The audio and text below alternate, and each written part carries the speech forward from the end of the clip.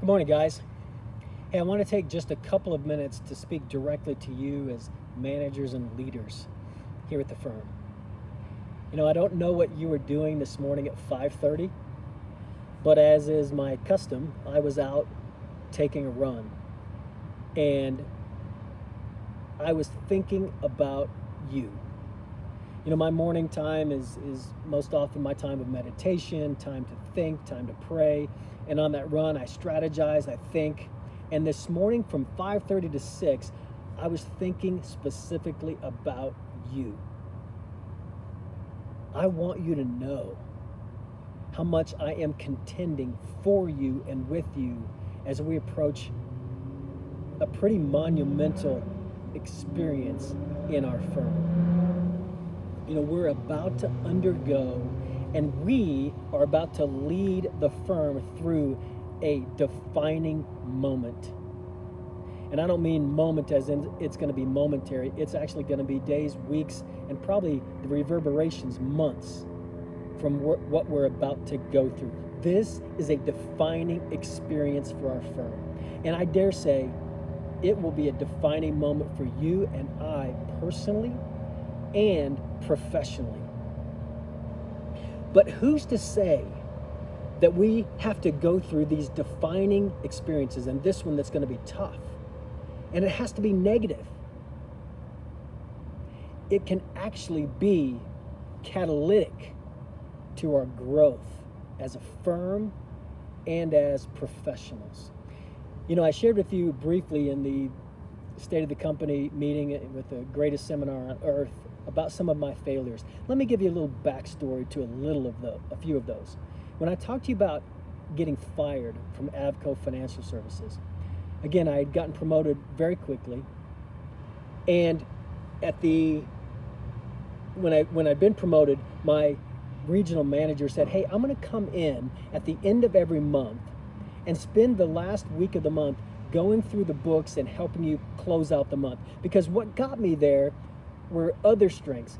I didn't understand the accounting. I didn't understand the back end of the business. But he said, "That's okay. I will come in. We'll do this at the end of every month until you get the hang of it." Great. Well, about 5 or 6 months in, he came in as per normal and came in on a Monday and spent the whole week. And at the end of the week on a Friday, he pulled me into the back room of my office. And he said, "Dan, I don't know how to tell you this, and I hate to tell you this, but I'm going to have to let you go." I said, "What? Are you kidding me?" I was flabbergasted, shocked. And it really wasn't his decision. It was his boss's decision. And I still remember his name. His boss's name was a VP of something. And his name was Will Canoop. He's the one that fired me. But that was a tough situation. I was 28 years old. I had just moved my wife out from Chicago to Ventura to help start a church. And there I was. My wife was 6 months pregnant with my son. And I just got fired from my first job in my marriage. And I'm thinking, what the heck am I going to tell her dad? It was tough. That was a defining moment for me, especially entering into my interview process after that. I was like, I'm going to be 100% honest and let the chips fall where they may.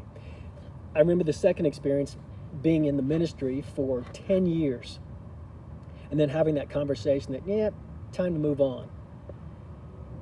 That ended up being the best decision ever for my marriage, because the reality was that going into the ministry was always my passion. And though my wife supported me and was my partner in the ministry, it had never been her passion and her dream. And yet it was a joint venture for sure. And so getting out of the ministry ended up being the best thing for our marriage. And then thirdly, my time at Target. And at Target, I had done fantastic, swimmingly, you might say, in HR, then got transferred to logistics, which was not my cup of tea. And so for 3.5 years, I gritted it out, worked super, super hard to be a B player.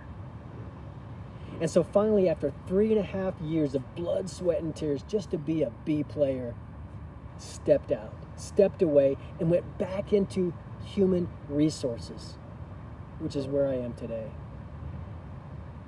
Guys, experiences, difficulties, crises can either be catalytic or cataclysmic.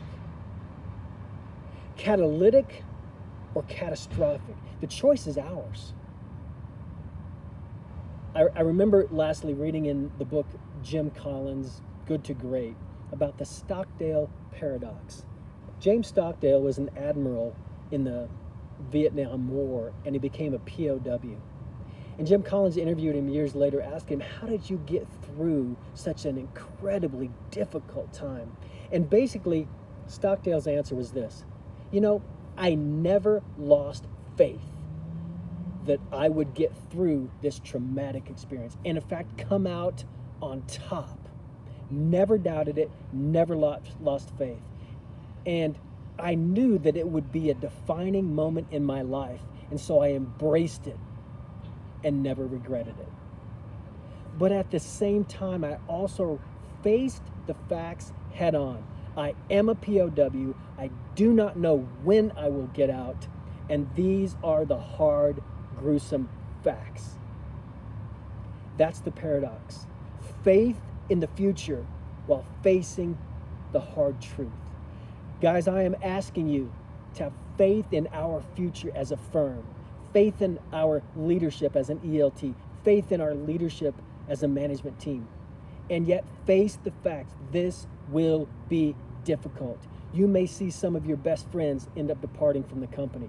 You may feel the temptation to get discouraged and throw in the towel. You've got to have faith in the future and face the facts.